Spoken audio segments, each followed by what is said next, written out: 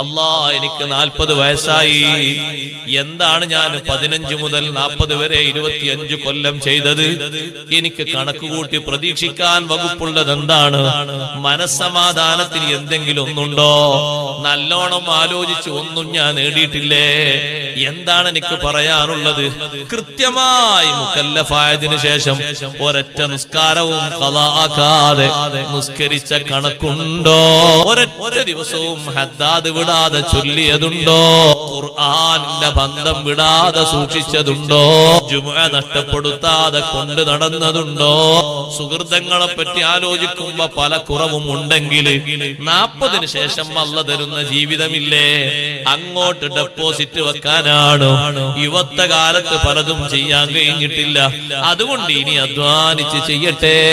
കൗമാരപ്രായം കഴിഞ്ഞു, യൗവനത്തിലേക്ക് പ്രവേശിച്ച കൂട്ടുകാരാ, കൂട്ടുകാരി, കൗമാരപ്രായത്തിൽ പലരും പല നന്മകളും ചെയ്തു വെക്കാറുണ്ട്. പക്ഷേ പലതിനും നമുക്ക് കഴിഞ്ഞിട്ടില്ല. അതുകൊണ്ട് യൗവനം മുതലാക്കണം. യൗവനത്തിൽ കഴിയാത്തവർ അതിന്റെ ടൈം കഴിഞ്ഞു പോയാൽ അടുത്ത പ്രായത്തിൽ അത് മുതലാക്കണം എന്ന് ജനങ്ങളോട് പറയപ്പെട്ടാൽ അഅറദൂ എന്നാണ് അതിന്റെ ജവാബ്. അവരത് നെവർ മൈൻഡ് ആക്കി തള്ളിക്കളയും, പരിഗണിക്കൂല.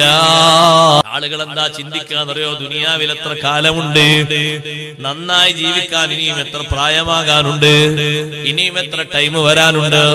ഞാൻ ഇപ്പോഴൊന്നും മരിക്കൂല, കാരണം എന്റെ വല്യുപ്പ മരിച്ചത് 80-ലാണ്.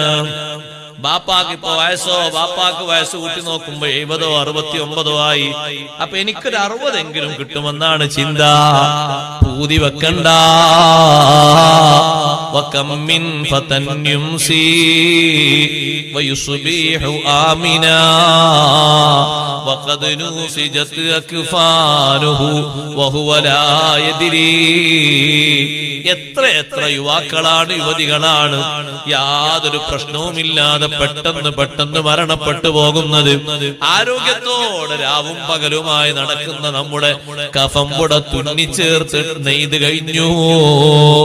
വകം മിൻ സ്വഹീഹിൻ മാത മിൻ ഗൈരി ഇല്ലതി വകം മിൻ അലീലിൻ നാശ ദഹ്റൻ ഇലാ ദഹ്രി.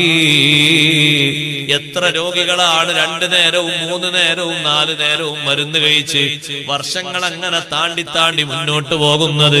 എത്ര ആരോഗ്യവാന്മാരാണ് ഒരു അസുഖവും ബാധിക്കാതെ പെട്ടെന്ന് പിരിഞ്ഞു പോകുന്നത്. ചിന്തിക്കേണ്ടതാ.